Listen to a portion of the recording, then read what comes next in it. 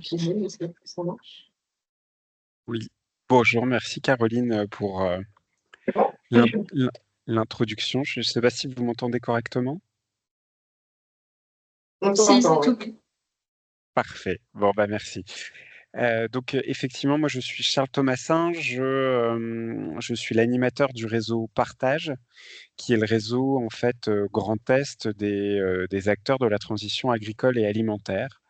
C'est la signification de notre acronyme, donc PARTAAGE. Et donc, c'est un réseau qui existe depuis 5 ans et qui met en relation tous les acteurs qui souhaitent, enfin, qui agissent et qui souhaitent agir sur ces enjeux de transition agricole et alimentaire.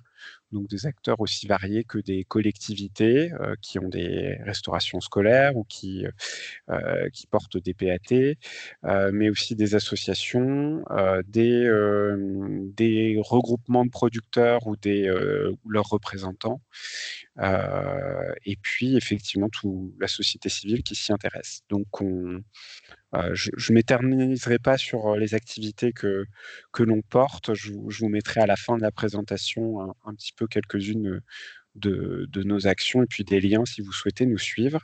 Mais je remercie en tout cas Lunette d'avoir pensé à nous pour intervenir et puis vous faire un petit topo en tout cas sur les leviers à disposition des acteurs du tourisme sur comment travailler une alimentation plus durable.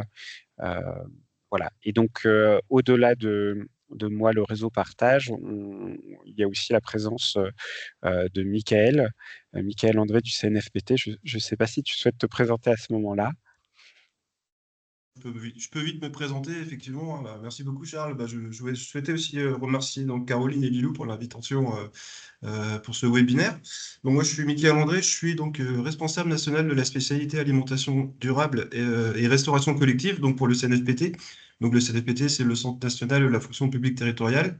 Et moi, j'ai en charge la conception et l'ingénierie de nouvelles formations en lien avec mon champ de spécialité, donc sur l'alimentation durable.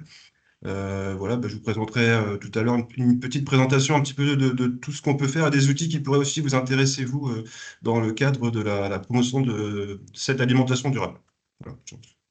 Et donc, je travaille très souvent avec Charles, notamment pour les événementiels que je mets en place, notamment les rencontres nationales de l'alimentation durable. Charles est très souvent à mes côtés pour organiser le fil rouge de ces journées-là. Voilà. Merci Merci, à Michael. tous. Donc effectivement, l'idée un petit peu de ce webinaire que l'on a réfléchi, c'est effectivement de faire un peu de culture commune sur ce qu'on entend par alimentation durable, voir aussi les représentations que vous pourriez avoir, vous, derrière, et puis aussi les bonnes pratiques. Euh, donc, il ne se veut pas forcément exhaustif. C'est aussi l'idée pour nous, via vos réactions dans le chat ou les petits sondages qu'on va faire dans la suite, orienter peut-être des actions de l'UNAT ou nous du réseau. Donc, n'hésitez pas.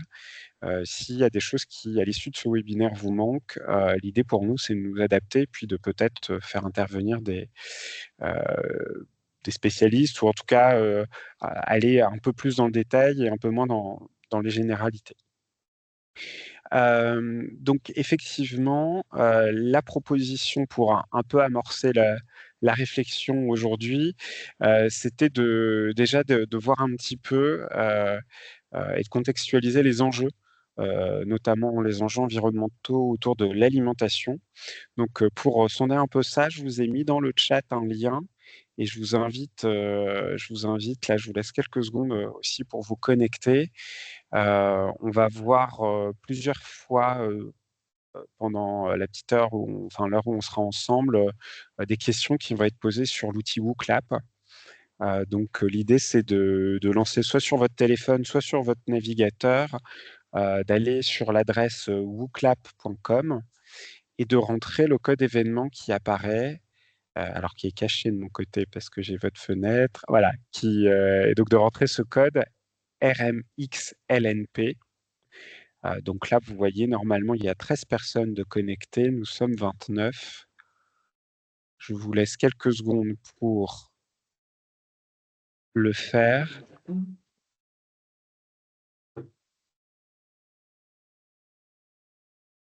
Je vais attendre les 20 participants et puis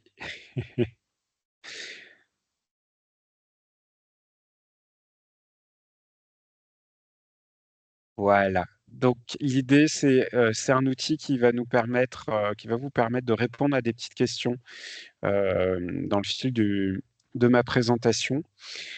Et donc la première, je souhaitais savoir si vous aviez une idée, de ce que représente l'alimentation dans l'empreinte carbone, d'un Français moyen. Donc l'empreinte carbone, c'est la part, effectivement de gaz, à effet de serre, qu'elle représente. Donc je vous ai fait quelques propositions et je laisse les personnes connectées répondre.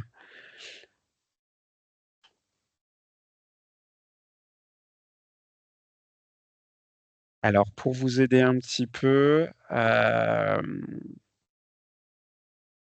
le premier poste de gaz à effet de serre, il est autour de 25 dans, chez un Français en tout cas.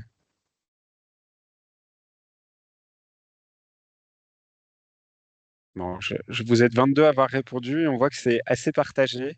Vous voyez bien les réponses en direct, juste pour être sûr? Ouais.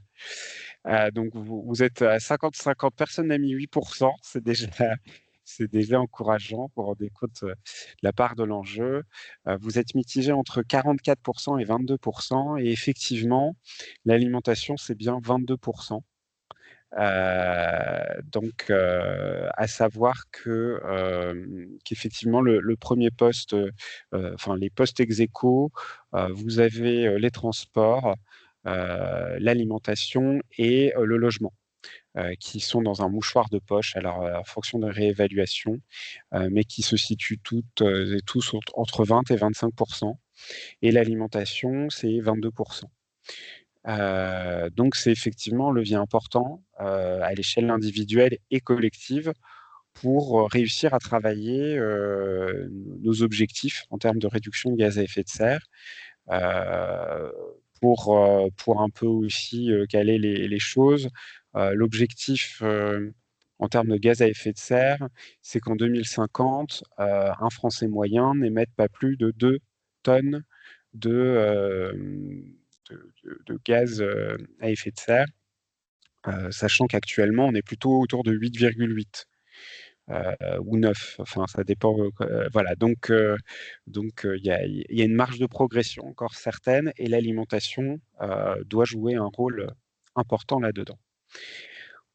Autre question, selon vous, bah, justement, si on reste sur ces questions d'émissions de gaz à effet de serre, est-ce que vous arriveriez à donc là, je vous ai cité 6 maillons de la chaîne de production, donc qui vont de la production à la consommation. Est-ce que vous arriveriez, je vais vous laisser une petite minute, à classer, ce qui, selon vous, émet le plus et ce qui est le maillon qui émet le moins? C'est un petit temps de réflexion individuelle où vous pouvez déplacer normalement et mettre de 1 à 6, chaque item. Et il ne faut pas oublier d'appuyer sur valider, quelque part, je pense.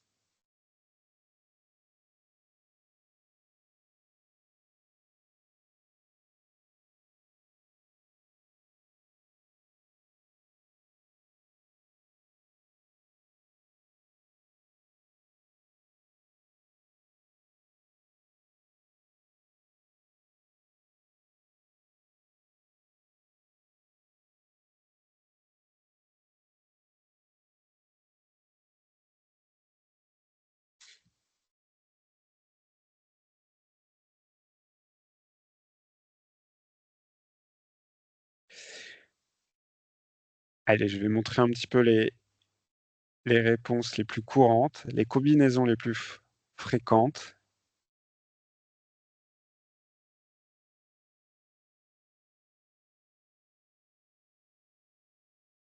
Alors effectivement,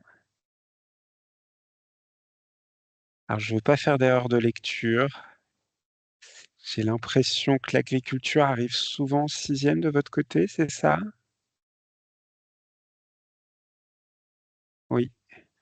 Alors qu'en fait, je vais vous montrer les réponses correctes puisque vous êtes 22 à avoir répondu. L'agriculture est vraiment le 1er poste d'émission des gaz à effet de serre et de loin puisqu'en fait, c'est les 2/3. Donc sur les 22 dont je vous parlais, il y a 66 qui revient à la partie production au niveau du poste agricole. Et quand je vous dis de très loin, c'est 2/3 parce qu'en fait, dans la partie production, il y a non seulement, voilà, les fossiles, les ressources fossiles qui sont utilisées pour produire, hein, les tracteurs, mais aussi, ceux qui sont brûlés pour, créer, de l'engrais, par exemple. Mais il y a aussi toute la partie, dont on entend de plus en plus parler autour, des gaz à effet de serre, le méthane, qui sont notamment issus de la digestion des ruminants et des animaux. Donc lorsqu'on cumule un peu toutes ces données-là, on arrive à un camembert, alors que je ne vais pas réussir à vous afficher là, mais qui est très impressionnant, où effectivement l'agriculture, est très largement devant et ensuite se ventile, autour, des transports de marchandises, de l'industrie agroalimentaire, enfin tout ce qui est un peu intermédiaire, la distribution et enfin la consommation, au domicile. Et quand je vous dis que voilà, c'est très largement, je pense que agriculture cumulée, on est autour de 100 mégatonnes ou quelque chose comme ça et puis la consommation, au domicile, on est autour de 7, pour vous dire un peu comment, c'est ventilé très largement. Donc effectivement, l'enjeu, il est quand même, de revoir la partie agricole et de repenser ces leviers qui sont en lien avec ça. Donc c'est pour ça que le lien avec nous, notre sujet qui est plutôt au niveau de l'alimentation, il est de voir comment un petit peu, favoriser les pratiques agricoles qui justement sont plus favorables à la planète, et qui sont moins émettrices de gaz à effet de serre. Et donc pour ça, il y a tout de même, il y a plusieurs leviers qu'on a identifiés pour ce webinaire, que j'ai classés comme suivant. Donc il y a le levier qui, à mon sens, a le plus d'impact, c'est celui de repenser ou réfléchir différemment l'assiette. Le 2e levier qui est un peu plus porteur, dont on entend plus parler aussi, c'est l'approvisionnement en circuit court ou de proximité. Et puis le 3e levier, c'est celui qui peut avoir aussi un enjeu économique pour vous, c'est celui de réduire le gaspillage alimentaire dans vos différents lieux de production. Alors désolé, la technique a du mal à suivre. Écoutez, on va commencer par la partie, repenser l'assiette et notamment la question de la végétalisation. Je souhaitais savoir si, au sein des établissements, si vous sentez concerné, en tout cas, si au sein des établissements que vous gérez ou, vous proposiez ou non des plats végétariens et voilà, si c'est, quelque chose voilà, de majoritaire ou pas, heu, au sein de votre carte.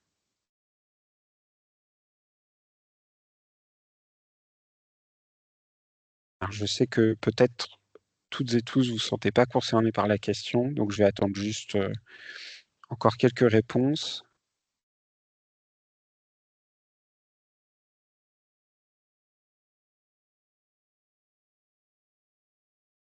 Super. Écoutez, vous pouvez continuer à répondre, hein, mais là, on voit qu'effectivement, ce qui n'était peut-être pas le cas, il y a quelques années, mais la proposition, d'options végétariennes, est quand même, à plus de 70 quelque chose que vous pratiquez. On a, une personne qui ne propose que des plats végétariens, donc voilà, qui fait ce choix, et puis, par contre 21 qui n'en proposent pas pour le moment. On n'a pas de statistiques à l'heure actuelle sur, voilà, ce qu'il en est au sein des différents, réseaux de restauration, hôtellerie. Mais, comme vous le verrez et ce que je vais vous expliquer, pour moi, c'est un levier important si vous souhaitez avoir un impact sur l'alimentation durable. Il me semble que ce n'est pas un levier à négliger, puisque comme je vous l'ai dit, il y a cet impact au niveau des gaz à effet de serre. Donc la viande, l'alimentation carnée, c'est une part prépondérante de l'émission de gaz à effet de serre. Je vous l'avais dit, l'alimentation, alors là, les chiffres, je vous ai dit 22%, ici c'est 26 parce que c'est au niveau mondial.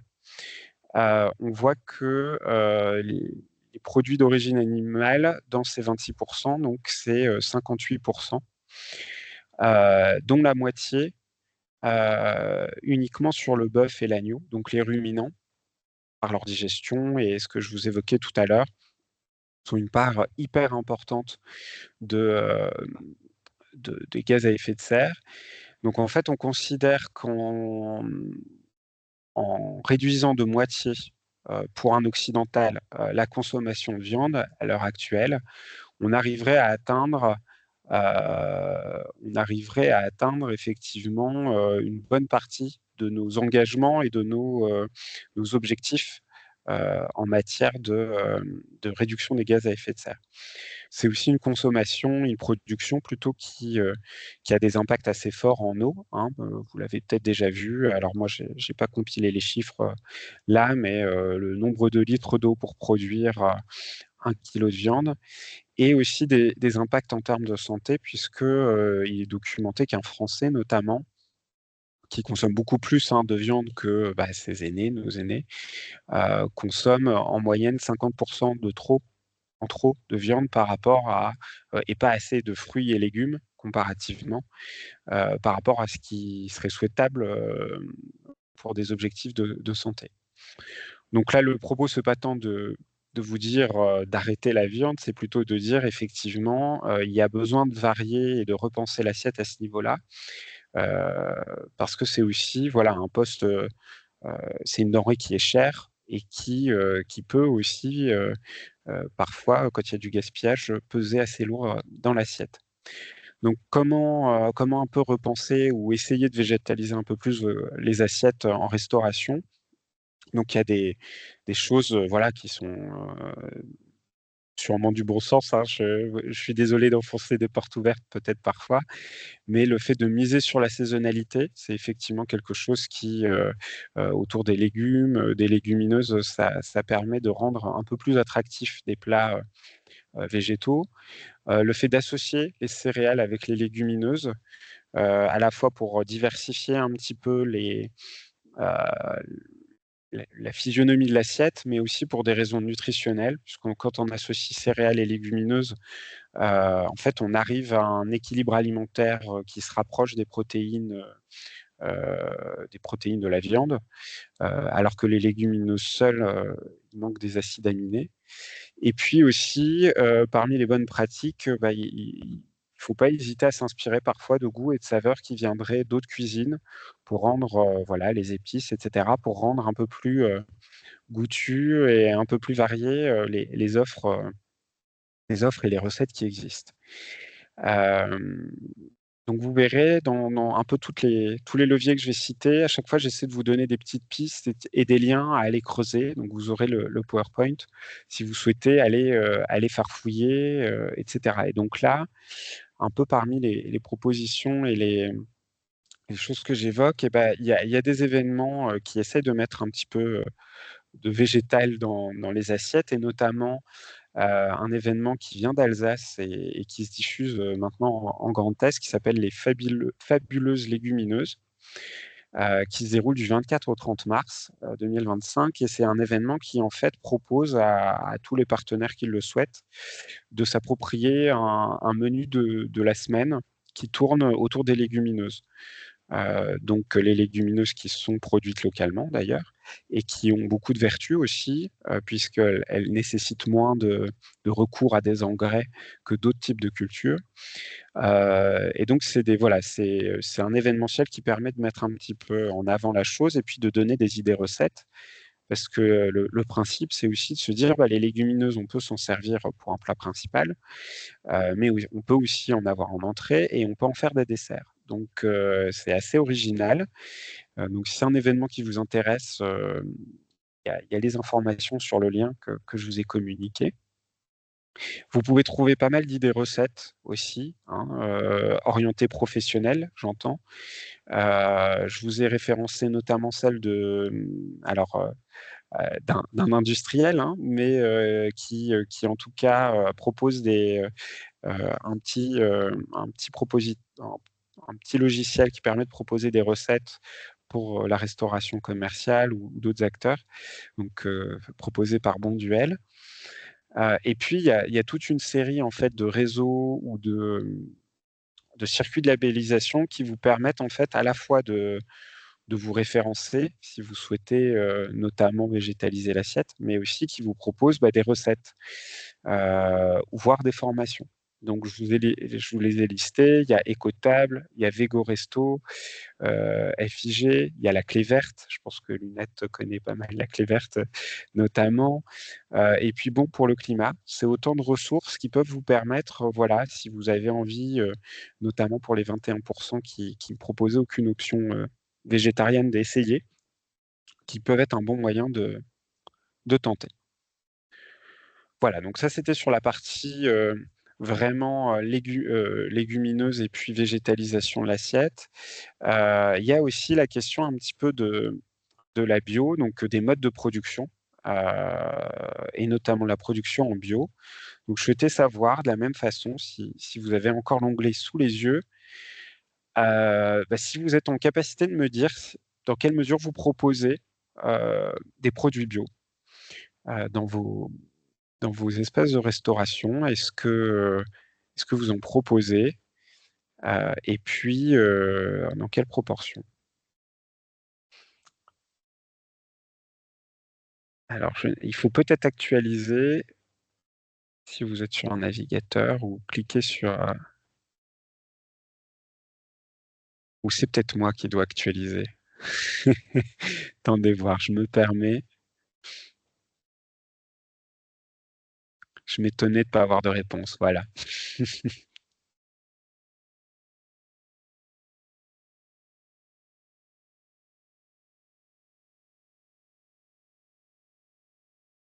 Super, donc on voit effectivement qu'il y a un répondant qui n'a aucune part d'achat bio, dans la restauration. 6 répondants où vous êtes entre 0 et 25. Hem, 1 répondant de 25 à 50 et puis, 3 répondants plus de 50.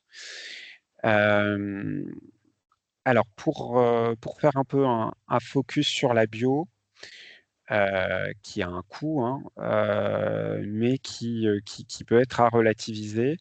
Moi, j'ai trouvé des chiffres de 2019 de l'agence bio qui montrent que 43, alors je regarde vite fait, j'ai pas regardé en pourcentage vos chiffres. Ah, on est peut-être quand même dans la moyenne. En tout cas, 43 des restaurants se fournissaient en partie en bio en 2019 avec, certaines références qui ressortaient beaucoup. Je vous cache pas que c'était beaucoup le vin, mais effectivement, au-delà du vin dans l'assiette, la bio se faisait une petite part,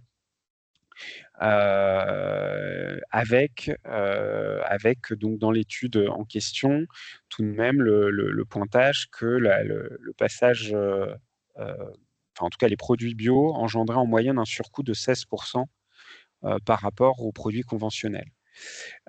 Et que, les restaurants en question, face à ce surcoût, essayaient de développer un certain nombre de stratégies et notamment, celle dont on va parler un peu plus tard, de faire des efforts plus particuliers sur le gaspillage alimentaire. Soit en travaillant davantage le produit aussi, parfois, en se disant: voilà, carottes bio, je vais travailler aussi peut-être la FAN ou faire, ce genre de choses. Mais voilà, en se disant, aussi, que travailler, comment? Hem, plus en végétal aussi, permet souvent de se dire: «Bah, j'achète peut-être un peu moins de viande, mais des légumes ou des produits bio, ou de meilleure qualité à côté, sur d'autres». Un point que je voulais aussi vous mettre dans le viseur et notamment, bah, pour les 3 répondants qui ont plus de 50, c'est qu'il est possible, de se faire certifier bio désormais à partir de 50. Il y a plusieurs paliers en fait qui ont été mis en place depuis 2020, pour être certifié bio, et c'est en fonction du volume de produits, enfin de la quantité de produits achetés en valeur. Donc à partir de 50, vous pourriez bénéficier de cette possibilité-là. Bien sûr, la certification, donc il y a tous les liens, enfin dans le lien, vous avez les infos, mais la certification se fait avec un coût, hein, au niveau du restaurateur, mais ça peut être aussi une plus-value, pour attirer, et mettre en avant, certaines valeurs.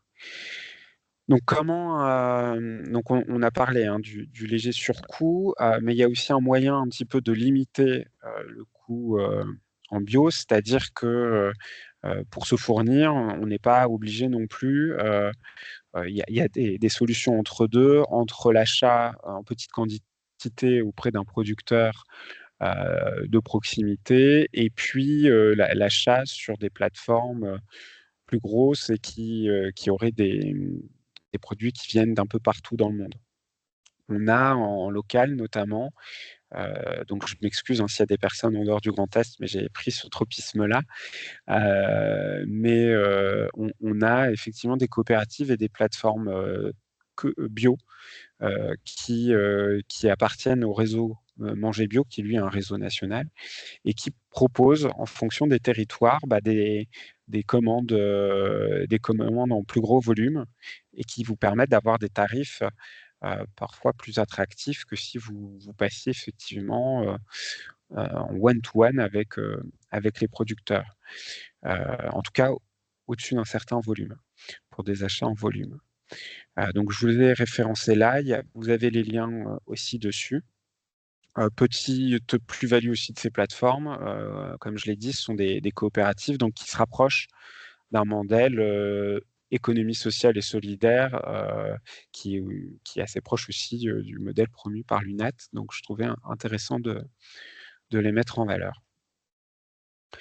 Sur la question de l'assiette, j'irai vite aussi. Il n'y a pas que le bio, il y a aussi d'autres signes, d'origine et de qualité. Mais je mettais juste quand même un petit peu, en garde sur le fait que, mais je pense que vous êtes déjà sensibilisés, heu, tous les sigles ne sont pas équivalents pour chaque signe de qualité. Le label rouge a chaque produit, label rouge ont des cahiers des charges, différents, et ne coïncident pas avec la bio. Enfin voilà, il y a un certain nombre de choses, qui en fonction de vous, vos sensibilités, puisque vous souhaitez proposer, à vos convives, sont à prendre en compte. Et de même, voilà alors sur ces labels-là, ça n'entre pas en ligne de compte, mais il y a d'autres sigles qui sont effectivement uniquement déclaratifs, et qui n'engendrent pas de contrôle. Je pense notamment, à la différence entre le bio, l'agriculture bio et heu, un label, qui est de plus en plus mis en avant, HVE, qui n'est pas un label dans le sens avec un cahier des charges, heu, qui est contrôlé avec un organisme certificateur, mais qui est plutôt une volonté des producteurs de s'engager dans une démarche, mais voilà, sans sans contrainte derrière, et avec des engagements qui sont beaucoup moins forts. Voilà pour la partie un peu, repenser l'assiette. Je ne sais pas si déjà avant d'entamer la question plus, de la proximité, il y a des questions ou des choses qui apparaissent dans le chat, pour couper un petit peu mon monologue? Non, il y a rien du tout. Rien du tout? N'hésitez pas à lever la main ou à poser votre question dans le fil de conversation. pense qu'on peut enchaîner. D'accord. Bah, écoutez, s'il n'y a pas de... Je remets le partage d'écran. Donc là, effectivement, c'est plutôt de faire un focus sur un levier qui est assez porteur. C'est celui de l'approvisionnement en local ou en circuit court. Donc déjà, pour peut-être faire un petit point vocabulaire, le local ou de proximité, c'est pas égal au circuit court. Il y a une notion différente, c'est-à-dire que local et proximité, on s'attache à la distance et au fait que, en général, on s'approvisionne. Alors, là aussi, c'est un peu le flou et la difficulté de la notion. C'est pas du tout ancré dans la loi ou autre. Il y a certaines plateformes qui vous disent qu'elles sont à moins de 150 km, d'autres plutôt à 200, 250. Certains considèrent que France, c'est un gage aussi de proximité. Voilà, donc c'est une notion un peu floue, mais en tout cas, c'est par rapport au lieu de production et à la proximité vis-à-vis du lieu de consommation. Par contre, circuit court, là, on est plutôt sur une notion d'intermédiaire. Et donc là, ça s'attache plus à la rémunération ou au partage de la valeur lorsque vous achetez un produit. Effectivement, on s'attend à ce qu'un produit en circuit court qui n'a qu'un seul intermédiaire maximum, le producteur en tire une bonne partie du revenu et de la valeur ajoutée que d'autres produits qui passent par des chaînes plus longues avec une centrale d'achat, un distributeur et puis le consommateur seulement à la fin. Donc c'est un sujet qui est très porteur, on en entend effectivement, hein, politiquement, voilà, beaucoup de grandes distributions aussi ont mis des rayons où ils mettent en avant le localisme et la proximité. Par contre, c'est un vrai levier en termes économique et social, hein, puisque je vous le dis, sur le partage de la valeur ajoutée, c'est quelque chose d'important et qui peut être impactant. Sur le maintien aussi d'un tissu économique local. Par contre, sur le plan environnemental, c'est quelque chose qui est un peu plus débattu, voire parfois un peu contre-productif. Je vous ai mis en lien une étude de l'ADEME qui démontre que des circuits courts qui ne sont pas organisés ou mal organisés, avec des circuits logistiques qui peuvent être un peu chaotiques, les impacts environnementaux ne sont pas bons du tout. Puisque, effectivement, s'il faut que 100 voitures de particuliers aillent à un distributeur à œufs à 10 km plutôt qu'un transport collectif des œufs dans une boutique de proximité, voilà, on inverse un peu l'objectif écologique. Donc, petite vigilance là-dessus. Donc, parmi les leviers et un peu pour développer ces circuits courts, je vais vous en évoquer quelques-uns et ces approvisionnements de proximité. Déjà, je veux vous évoquer les PAT, mais je ne sais pas si ça vous dit quelque chose. Donc, je voulais vous proposer là de vous laisser quelques secondes pour me dire ce que cela vous évoque, soit l'acronyme, soit effectivement les mots que vous y rattachez. Ça peut être rien aussi, hein.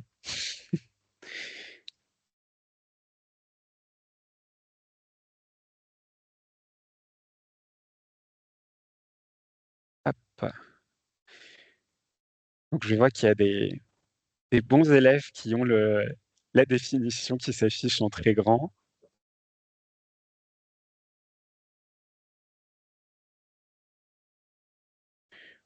Voilà, donc et n'hésitez pas à mettre des adjectifs. On voit effectivement les PAT, c'est les projets alimentaires territoriaux.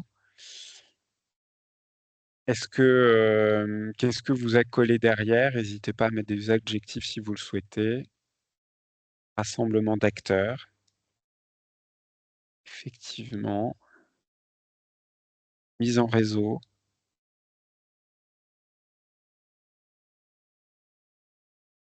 Projet. Écoutez, je regarde. Synergie territoriale également qui ressort. PETR. Très bien. Écoutez, vous avez défini pas mal de choses. N'hésitez pas, hein, vous pouvez en rajouter pendant que j'avance normalement, ou alors ça avance avec, ça coupe peut-être, désolé. Donc les PAT effectivement, je vais faire très vite, mais c'est une possibilité qui a été créée en 2014, et qui est labellisée par le ministère de l'Agriculture, de l'Alimentation et de la Forêt, qui en fait permet à des territoires de porter une politique agricole et alimentaire. Et donc de rapprocher les dynamiques à la fois de production et de consommation à l'échelle d'un territoire. Donc à l'heure où je vous parle, on a 32 PAT en Grand Est, il y en a 453 en France. Donc ça, pour les labelliser. Et puis on a aussi d'autres démarches qui ne sont pas forcément labellisées, mais qui essayent un petit peu d'impulser ce même genre de dynamique. Je prenais l'exemple de Terre de Lorraine, près de Toul. Et donc nous, en région, on fédère ces PAT, on les fait discuter, mais vous pouvez les retrouver. En tout cas, je vous ai mis un lien vers une cartographie où vous pouvez les trouver et trouver aussi les coordonnées et les contacts. Si jamais si à la suite de la présentation, vous vous dites: «Tiens, c'est intéressant», vous pourrez aussi m'écrire si vous voulez que je vous mette en contact. L'idée, c'est qu'effectivement, ces démarches, elles permettent, je vais faire vite, mais de faire un diagnostic sur un territoire, pour dire, voilà, quelle est la production agricole, quels sont les enjeux sociaux autour de l'alimentation. Elles réunissent autour d'elles, une gouvernance, heu, donc avec des partenaires, et des financeurs, et puis aussi les citoyens, et elles établissent un plan d'action qui ensuite est mis en œuvre. Donc ces plans d'action, ils vont sur toute une série de sujets. Je crois que ça a sauté dans ma présentation, mais ça peut être, la lutte contre la précarité alimentaire, les circuits courts justement, la logistique locale. Ça peut être, des enjeux autour de la santé, en lien avec les contrats locaux de santé. Enfin voilà, toute une série de choses, d'actions. Ils sont aussi sur des échelles très variées. Donc, quelqu'un avait cité les PETR, donc les pays ou pôles d'équilibre territoriaux, mais on en a aussi à l'échelle d'intercommunalités, de départements, de parcs, naturels régionaux. Donc c'est vraiment voilà, vous verrez sur la cartographie, des échelles très diverses. En tout cas, quelles que soient les échelles, se pose souvent la question de l'implication des acteurs économiques, et associatifs aussi, hein, qui n'y trouvent pas toujours leur place, parce que c'est des temporalités qui peuvent sembler un peu longues et des objectifs qui ne sont pas forcément, voilà, entre guillemets, vous me passerez l'expression, mais de se taper dans la main et de conclure un contrat en 1 an, quoi. C'est des démarches un peu plus longues de projets avec des financements qui ne sont pas toujours certains à l'issue. Donc voilà, c'est une question en tout cas qui se pose. Et donc je vais un peu interroger, moi les PAT sur la prise en compte des enjeux liés au tourisme, dans dans leur, heu, dans leur plan d'action, et on voit que la plupart ont identifié les acteurs du tourisme comme des acteurs, à impliquer, notamment sur le volet de l'approvisionnement de proximité. Et un peu moins sur les 2 autres leviers dont je vous parle aujourd'hui, qui sont aussi le changement de l'assiette et la lutte contre le gaspillage. Par contre, ces sujets-là, ils les travaillent essentiellement avec les offices du tourisme et pas forcément, les acteurs que vous êtes ou leurs représentants. Donc certains m'ont cité l'UMI, aussi. Heu, donc il y a peut-être aussi, quelque chose à améliorer à ce niveau-là. En tout cas, dans les actions qui sont envisagées à l'échelle de ces PAT et dans lesquelles vous pourriez vous retrouver ou trouver des ressources pour vous fournir localement, on a des guides et annuaires de producteurs. Il y a des territoires qui soutiennent la labellisation, qui souhaitent soutenir la labellisation, des restaurateurs ou des acteurs, touristiques, notamment, via, Écotape que j'ai cité tout à l'heure. L'organisation d'ateliers de sensibilisation avec les professionnels. Le développement de l'agritourisme, avec, aussi parfois l'hébergement à la ferme. Et puis le développement de labels que vous connaissez peut-être, qui sont des labels type Valeur Parc.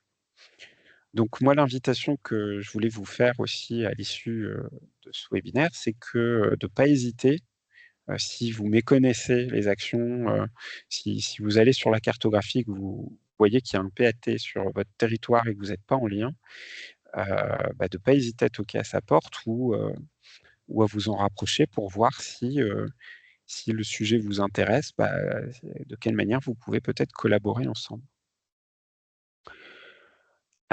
D'autres manières aussi de s'approvisionner en local ou en circuit court, eh bien, de la même façon qu'il y a des plateformes de producteurs bio, eh bien, il y a des plateformes d'agriculteurs qui ne sont pas forcément bio.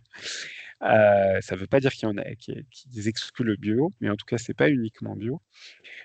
Et donc, je vous en ai listé 2, les fermiers lorrains sur le territoire lorrain et Apro Alsace sur le territoire alsacien.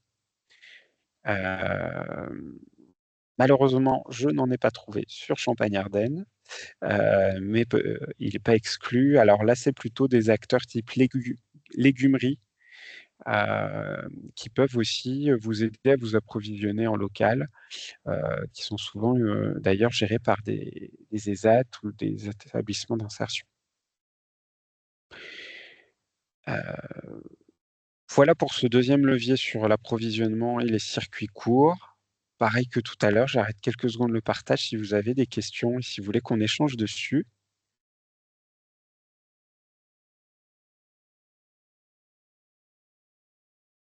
J'espère que je vous assomme pas trop. N'hésitez Apparemment, pas pas de à questions. Excusez-moi, j'ai pas forcément tout entendu. Il n'y a pas de questions dans le fil de conversation. D'accord. Écoutez, enfin bon, en tout cas, s'il y en a, il y aura d'autres temps de. J'enchaîne alors. Et puis le troisième levier, qui est un levier notamment économique, mais pas que, c'est celui du gaspillage alimentaire. Donc je souhaitais aussi un peu vous interroger de façon flash. Alors je me doute que vous n'avez pas forcément des chiffres précis, si vous en avez, mais je souhaitais savoir dans quelle mesure vous, à l'échelle de vos structures, vous connaissiez votre gaspillage alimentaire. Donc là, on parle de grammes par couvert, donc par convive.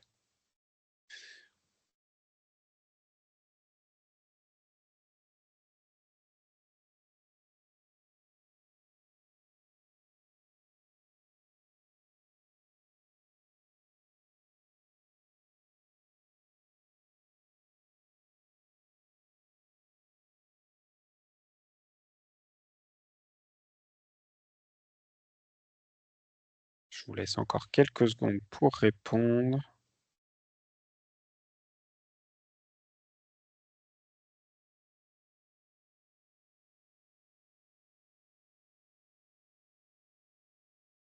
Hop. Alors, on a 12 réponses sur 28. Écoutez, vous êtes plutôt vertueuses et vertueux. Donc, on voit qu'à 62%, vous êtes à moins de 80 grammes de gaspillage alimentaire par personne et par convive. Alors, j'ai peut-être pas précisé, mais le gaspillage alimentaire, il y a des définitions je vais les préciser après, mais on est bien sur les parties qui peuvent être mangées d'un légume ou d'un animal. On n'est pas sur les déchets alimentaires. Mais voilà, donc moins de 80 grammes, c'est plutôt vertueux, vous allez le voir. On voit aussi que l'autre chiffre qui ressort, c'est effectivement pour 30% presque. Vous ne le savez pas. Alors, on va le voir, il y a un gros enjeu de quantifier parce qu'on ne se rend pas toujours compte, effectivement, statistiquement, de ce que ça représente et aussi en volume, mais aussi en coût. Et donc, c'est autant de marge de manœuvre pour soit s'approvisionner autrement, soit faire des économies. Donc, pour vous montrer un petit peu, alors ça, c'est des chiffres qui sont tout chauds. L'ADEME n'avait jamais eu l'occasion jusqu'à maintenant de quantifier le gaspillage alimentaire autrement que dans la restauration collective, notamment la restauration scolaire, où les chiffres sont de 115 grammes dans la restauration collective. Et là, on voit que dans la restauration traditionnelle et puis commerciale, on est sur des chiffres, donc en rouge, vous voyez le gaspillage alimentaire, donc bien vraiment la partie comestible, et en vert, les déchets alimentaires, donc qui comprennent carcasses, épluchage, voilà. Et donc, on est sur des ratios, je vous dis, 80 grammes qui ressort. On est en dessous des l'équivalent de bar brasserie. Et alors j'ai coupé l'image, hein, mais on a les salons de thé où c'est 40 grammes. On a d'autres chiffres que vous aurez en lien. Mais tout ce qui est plutôt restauration traditionnelle, on est plutôt sur 180 grammes par personne qui est perdu. Donc ce qui est quand même pas neutre à l'échelle d'une assiette et puis à l'échelle d'un restaurant. Voilà. Donc il y a des guides qui existent vers lesquels je vous renverrai pour plus de détails sur comment réduire dans la restauration commerciale le gaspillage. La première étape, c'est vraiment de quantifier, faire un état des lieux. Donc ça se fait par des campagnes de pesée. Des campagnes, donc ça dépend, hein, les durées sont variables, mais l'idée c'est pendant une semaine, à un rythme régulier, avec des plans d'action entre chaque campagne, essayer de peser et de quantifier réellement combien est jeté. Parmi les leviers les plus courants, il y a tout à réfléchir, hein, c'est-à-dire que on peut réfléchir à changer les modes de préparation, effectivement, même si tant à démontrer que le gaspillage n'est pas forcément plus à l'échelle de la cuisine, mais plutôt après au niveau du consommateur. Mais il peut y avoir des marges d'amélioration aussi parfois en travaillant différemment les produits en cuisine. Sur les modes de service et de présentation, par exemple, voilà, des buffets s'avèrent de façon contre-intuitive, parfois moins générateur de gaspillage lorsqu'on permet au convive de doser lui-même en fait la quantité qu'il souhaite avoir que du service à l'assiette. Il peut être possible aussi de réfléchir la taille des assiettes. Je parle aussi bien de la taille de ce qu'on met dans l'assiette que des fois la taille même de la vaisselle qui peut influer sur le sentiment de satiété ou des choses très, voilà, très psychologiques. Donc ça, les guides et puis un certain nombre de choses, si ça vous intéresse, peuvent vous aider à y réfléchir. On peut aussi permettre aux convives de repartir avec leur reste. Donc ça, c'est des initiatives, l'initiative nationale Les Gourmet Bags, qui vous fournit des supports de communication et des stickers, mais pas les contenants, pour permettre aux convives de repartir avec leur reste. Et il y a aussi, par exemple, des initiatives plus locales comme le Challenge Food Box, là, qui est plutôt sur la restauration collective, qui concerne certaines et certains d'entre vous, qui engage avec les élèves des petits challenges pour, après la fin du service,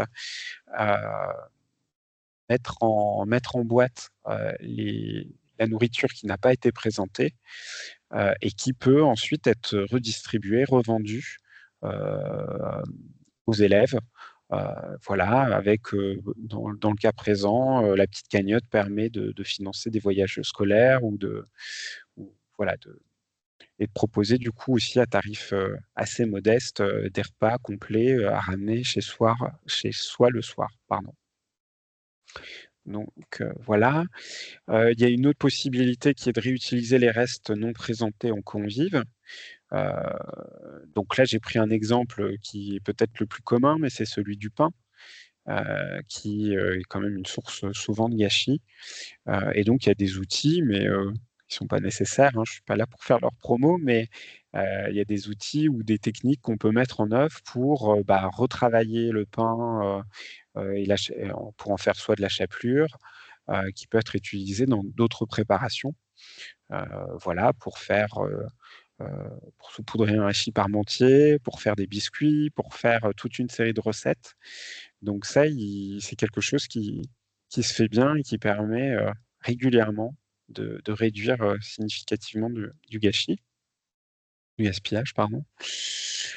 Et puis, il y a les possibilités de dons, dons solidaires, donc avec des associations qui peuvent être locales, auquel cas je vous encourage à conventionner plutôt avec elles, parce que je sais, j'ai eu des retours d'expérience que, voilà, sans convention, c'était parfois un peu trop sporadique et ça a compliqué la mise en place d'une vraie collaboration.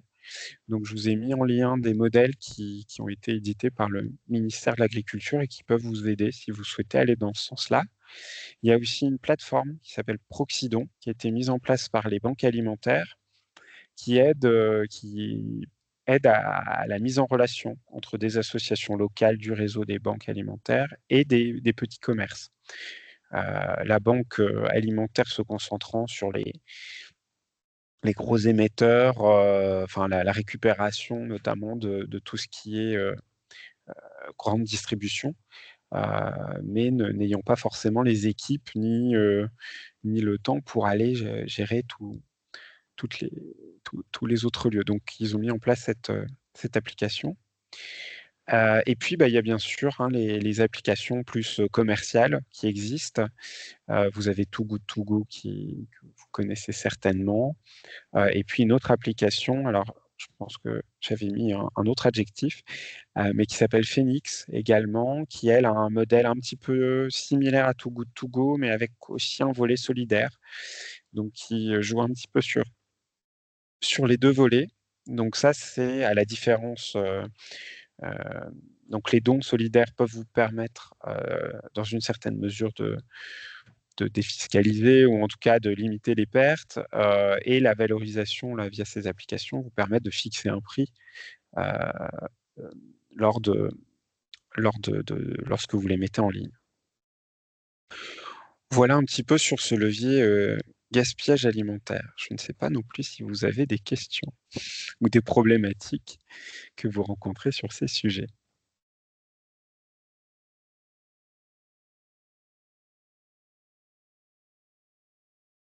Pas de questions, apparemment. Ça marche. Bon, c'était ma dernière slide, hein.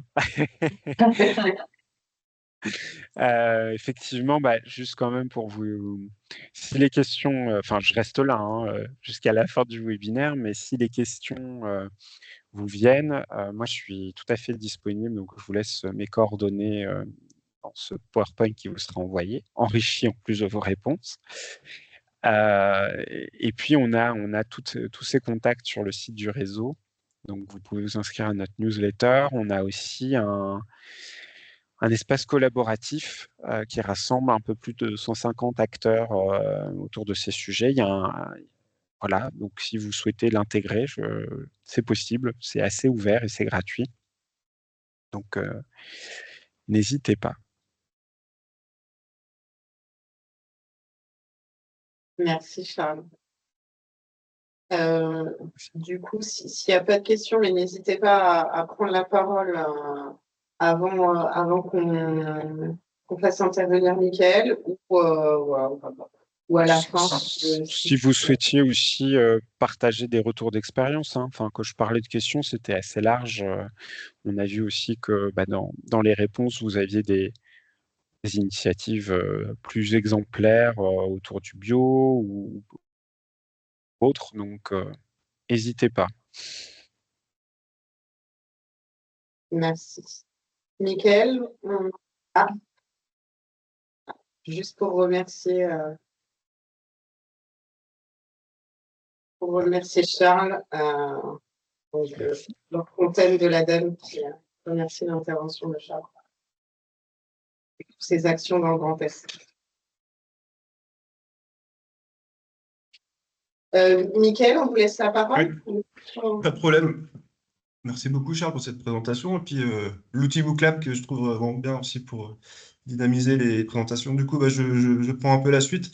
Alors, je vais être assez rapide, hein, alors, je vais partager mon écran aussi. Ça. Vous me direz si vous voyez bien. Vous voyez bien? Oui, ok, super. Alors, du coup, On est juste pas en présentation. Je sais pas si ouais, je vais me mettre en mode présentation. Ça. Hop. Des fois, il y a un petit délai, ouais. Euh, Alors, par contre, on a la vue présentateur. On Ah oui, je sais. Alors, n'a c'est parce pas que j'ai deux la- écrans. Alors, je vais partager sur mon autre écran, Donc- ça sera plus simple. Oui, voilà. Voilà. Là, c'est mieux? Là, c'est bon. Ok. Donc, comme je vous disais, hein, je suis donc responsable national de la spécialité alimentation durable, restauration collective et scolaire donc pour le CNFPT, donc qui est l'organisme de formation des fonctionnaires territoriaux. Alors j'ai vu que parmi vous, il y avait plusieurs collectivités qui étaient présentes. Et l'ADEME aussi, puisque l'ADEME est aussi un partenaire majeur du CNFPT lorsqu'on fait aussi des événementiels nationaux, notamment sur ce dont parlait tout à l'heure Charles, sur le gaspillage alimentaire. Donc, j'ai remis mes coordonnées si vous avez besoin de me contacter et mon téléphone. Et de toute façon, vous aurez le PowerPoint à la fin. Alors, du coup, voilà. Donc, le CNFPT, donc comme je disais, c'est un établissement donc, public paritaire déconcentré, dont les principales missions donc, sont la formation et l'emploi, et principalement sur l'accompagnement des collectivités et de leurs agents sur la montée en compétences sur l'ensemble des métiers qui sont présents dans la fonction publique territoriale. Alors, comment on est disposé? Donc, on est présent donc, sur toute la France et aussi sur les territoires ultramarins, donc la Guyane, la Martinique, la Guadeloupe, Mayotte et la Réunion. Donc, dans chaque région, vous avez donc, ce qui est notifié en rouge, hein, donc des délégations régionales du CNFPT qui, eux, programment les formations que nous, on développe ici en institut. Et vous voyez aussi les petits points bleus qui correspondent aux antennes départementales. Donc, on a aussi des collègues dans chaque département pour qu'ils soient au plus près des collectivités pour les formations. Donc, en tout, on est 2400 agents répartis sur toute la France et sur les DOM-TOM. Donc, on a 18 délégations régionales et donc 100 lieux d'implantation, notamment sur les antennes départementales. Donc, ce qui fait qu'on a plus de 10 000 lieux de formation sur France et Outre-mer. Et donc, une particularité donc, des instituts pour lesquels je fais partie. On a 5 instituts donc, en France. On a donc celui d'Angers qui est spécialisé dans tout ce qui est santé et social. On a celui de Dunkerque qui est autour du développement durable, en gros, hein. L'INSEP de Montpellier sur tous les métiers techniques et liés à l'environnement. L'INSEP de Nancy, dans lequel je travaille, donc nous, on est sur beaucoup de politiques publiques qui sont développées en collectivité. On a donc l'alimentation durable, les restaurations collectives, le sport, la culture, les politiques éducatives et les services à la population. Et enfin, l'INET, qui est lui plus sur le management, ressources humaines et gestion des ressources.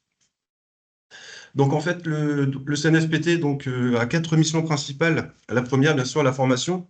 Donc je vous ai mis par exemple, pour ce qui me concerne moi, j'ai donc dans mon offre de formation nationale, j'ai 80 formations que les délégations régionales donc programment en région. On développe aussi des MOOC, donc on en a un spécifiquement sur ce dont parlait tout à l'heure Charles, qui évoque énormément les PAT, c'est le MOOC qui s'appelle Stratégie alimentaire territoriale, donc on met en place tous les ans. On met aussi en place au niveau national, donc ici, des événementiels nationaux. Donc tous les mois, je réalise ce qu'on appelle des webinaires de spécialité. Le prochain aura lieu par exemple le 25 février et touchera tout ce qui concerne la néophobie alimentaire. Donc on a des sujets d'actualité qui sont mis comme ça tous les mois au national. Je soutiens les délégations régionales lorsqu'elles mettent en place des journées d'actualité. Donc ça, je travaille avec chaque région pour les aider à monter ce type de journée. Et j'organise au niveau national donc, ce qu'on appelle la rencontre territoriale de l'alimentation durable qui a lieu tous les 2 ans. Voilà, je vous en parlerai un petit peu tout à l'heure. C'était juste pour vous présenter rapidement le CNFPT. Voilà. Donc un petit zoom particulier sur un MOOC qui est en ce moment en route, donc autour de la précarité alimentaire. donc qui va être rejoué aussi enfin, plusieurs fois dans l'année. Donc n'hésitez pas à vous y inscrire. Donc c'est sur la plateforme FunMOOC. C'est un MOOC qui a été construit en lien, peut-être que vous connaissez, avec la chaire UNESCO Alimentation du Monde et Supagro Montpellier. Et donc, en interspécialité avec l'INSEP de Nancy pour ma spécialité alimentation et la spécialité sociale santé d'Angers pour le côté lutte contre la précarité. Je vais passer rapidement, hein. C'était juste pour vous faire. Donc voilà, il y a 4 séances en tout. Une première sur tout ce qui est définition, une deuxième sur le réseau d'acteurs, les dispositifs qui existent en matière de lutte contre la précarité alimentaire. Une troisième plus sur méthodologie de projet, sur comment faire un diagnostic, comment élargir la concertation et la coopération des acteurs. Et enfin, une dernière séance qui reprend un petit peu les trois, mais d'une manière un peu plus globale, sur les solidarités alimentaires de demain, les enjeux du changement d'échelle vus par les acteurs de terrain, etc. Donc c'est vraiment un MOOC très complet sur la précarité alimentaire. Et c'est un sujet qui, enfin, en tout cas pour les collectivités, qui était peu traité. Et donc c'est pour ça qu'on a décidé de créer ce MOOC et de développer aussi des formations sur ces sujets-là de précarité alimentaire. Alors, au niveau des structures qui ont participé à ce MOOC, elles sont très nombreuses. Donc, il y a tout ce qui est universitaire et donc grandes écoles. On a aussi donc beaucoup de collectivités qui ont participé à ce MOOC. Moi, je ne vais pas tous les citer, mais on a par exemple la ville d'Épinal. On a l'espace sud de la Martinique, le conseil départemental de la Seine-Saint-Denis, la ville de Montpellier. On a des associations, ATD Carmonde, Secours catholique, Restos du Cœur, etc. Et aussi des institutionnels comme le CNPA, CREDOC, l'IGAS, DGCS, etc. Donc vraiment un MOOC très complet, et multipartenarial aussi pour le coup. Donc on a mis à peu près 1 an pour le construire. Un deuxième outil qui, je pense, pourrait vous servir au quotidien, c'est donc on a créé en fin d'année dernière ce qu'on appelle, nous, un livret thématique autour de l'alimentation durable. Donc, vous avez le lien ici en haut pour vous connecter. Et je voulais juste vous montrer à quoi ça ressemblait. Là, je vais le remettre sur l'autre. Je ne sais pas si vous voyez. Ça n'a pas l'air de... Alors là, on voit pas, on voit les feuilles blanches. Ouais, on voit, il n'y a pas de... Ça. Alors, je vais essayer de refaire autre chose. Hop. Et si ça fonctionne, par contre.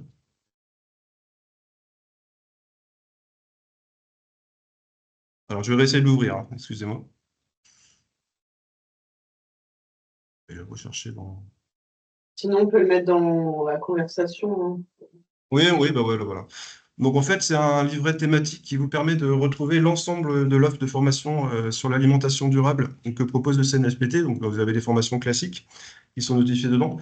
Mais ce qui est intéressant aussi, c'est que vous avez tous les outils pédagogiques qui ont été créés par notre pôle de spécialité. Donc vous avez par exemple un bouquet de ressources sur la loi Egalim qui explique de manière assez synthétique et claire les problématiques de la mise en œuvre de la loi Egalim pour les collectivités. Donc, c'est un outil qui est vraiment très pratique, qui est beaucoup utilisé par les collectivités.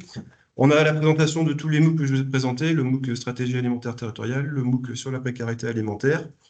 Et enfin, vous avez les replays de tous les webinaires qu'on a déjà produits depuis 2000. Alors, moi, je suis là depuis 2022, donc depuis 2022, tous les webinaires qu'on fait tous les mois sont aussi en replay, et donc vous pouvez les revisualiser à partir de ce lien. Et enfin, à la fin de ce livret thématique, vous avez aussi donc des vidéos de 2-3 minutes de l'ensemble des problématiques que Charles a pu vous expliciter au départ sur l'alimentation durable et qu'on essaye de faire dans les grands événementiels, comme notamment les assises de l'agroécologie qui se sont passées à Nantes en 2022 et puis cette année à Montpellier. Donc là, on a je sais plus, en gros, une trentaine ou une quarantaine de vidéos que vous pouvez regarder. Donc c'est paroles d'acteurs, c'est vraiment intéressant. Ça peut aussi vous donner des idées d'outils ou de démarches intéressantes à suivre. Enfin, je vous ai mis donc les dates de la prochaine rencontre nationale de l'alimentation, alors qui est cette année en interspécialité. Donc, on a à la fois l'alimentation durable et l'action éducative, donc qui aura lieu non plus à Paris, mais à Nancy cette fois-ci, les 16 et 17 décembre 2025. Donc, c'est encore loin, mais si vous souhaitez y participer. Et j'ai une dernière slide qui... Michael, les événements sont bien ouverts aux structures de notre réseau, par exemple, qui ne sont pas forcément des collectivités. Alors, c'est vraiment, c'est plutôt pour les collectivités, mais c'est comme on a une convention avec le ministère de l'Agriculture, on a par exemple des structures type draft qui peuvent venir. Et voilà, après, c'est un peu au cas par cas, comme c'est des événementiels. Et puis les partenaires aussi, je pense à l'ADEME, peuvent être invités. Enfin, les partenaires des gros événementiels, comme ça, on peut aussi nous ouvrir un peu plus qu'aux agents territoriaux. Merci.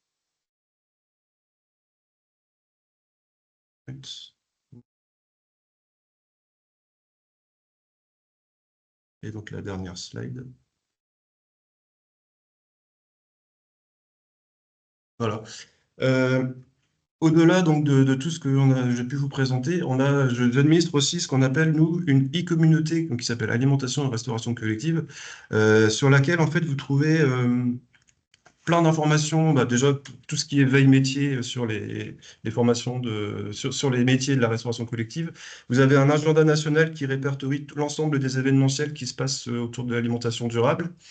Vous avez un forum dans lequel vous pouvez poser vos questions aux professionnels. Donc, on a trois intervenants qui animent cette communauté. Donc, on a un juriste, on a une diététicienne et on a une plutôt spécialisée sur l'alimentation durable, le PAT. On a aujourd'hui 14 000 membres actifs sur cette communauté. Donc, c'est simple, il suffit de vous renseigner votre email. Et après, vous recevez donc toutes les semaines une petite notification voilà, pour aller voir des choses qui peuvent vous intéresser. On a aussi des documents de référence, on a aussi des modèles, par exemple, de cahiers des charges au niveau des approvisionnements, voilà, circuits courts, etc. Donc c'est vraiment très très riche, c'est très vivant et c'est un peu un LinkedIn, quoi, mais vraiment ciblé sur les métiers de l'alimentation et de la restauration collective. Donc, parmi les 14 000 membres, on a beaucoup de collectivités, d'agents des collectivités, mais pas que. On a des associatifs, des universitaires, voilà. Il suffit en fait juste de renseigner votre mail et puis faites partie de cette communauté. Donc, pareil, je vous ai mis aussi le lien en bas si vous souhaitez vous y inscrire. Bon. Voilà, si vous avez des questions, je suis à votre disposition, n'hésitez pas. Merci, Michael. Alors, moi, j'en vois pas dans le fil de discussion, mais n'hésitez pas effectivement à prendre la parole, alors soit pour poser une question à un intervenant ou pour tout simplement témoigner comme le proposait Charles. N'hésitez pas à faire part des actions que vous pouvez mener au sein de vos structures ou des projets futurs dans l'alimentation durable. Voilà, vous avez encore la parole si vous le souhaitez.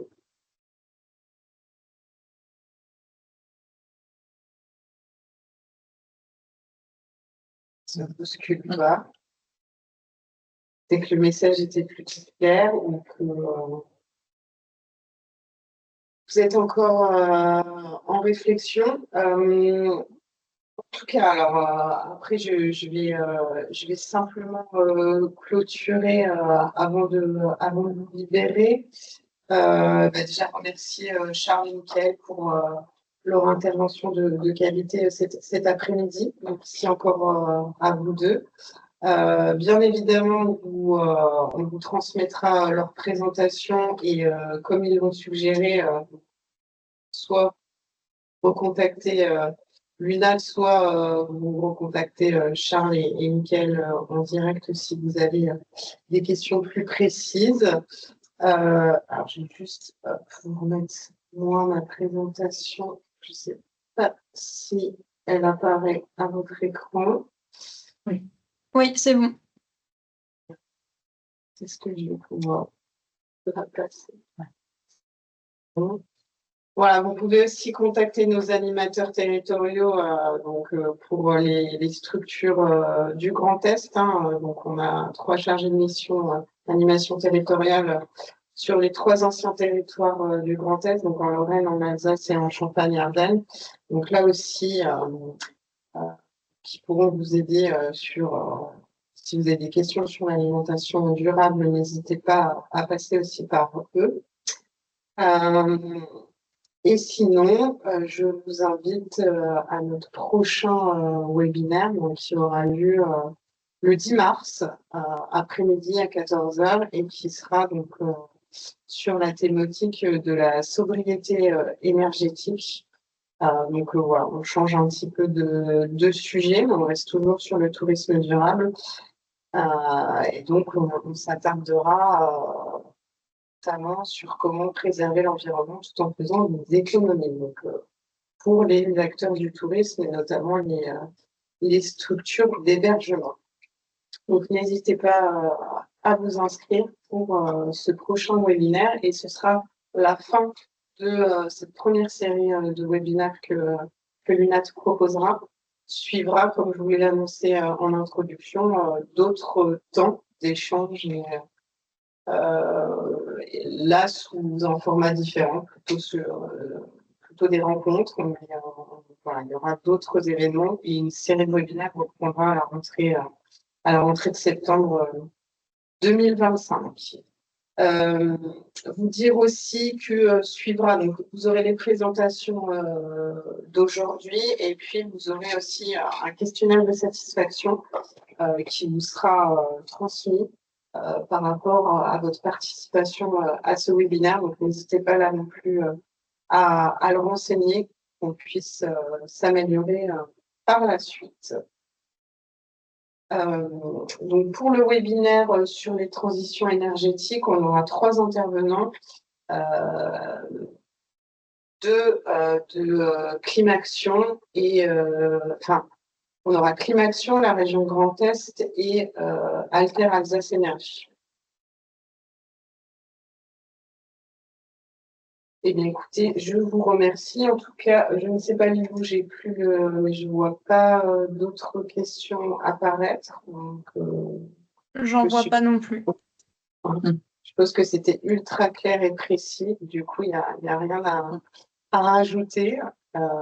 En tout cas, encore merci à tous les participants de vous être connectés aujourd'hui. Et puis, eh bien, je l'espère en tout cas à la prochaine au prochain webinaire le 10 mars. Bonne fin de journée à vous. Merci Bonne à fin tous. de journée à tous. Bon après-midi. Merci, au revoir. Merci, au revoir. Au revoir.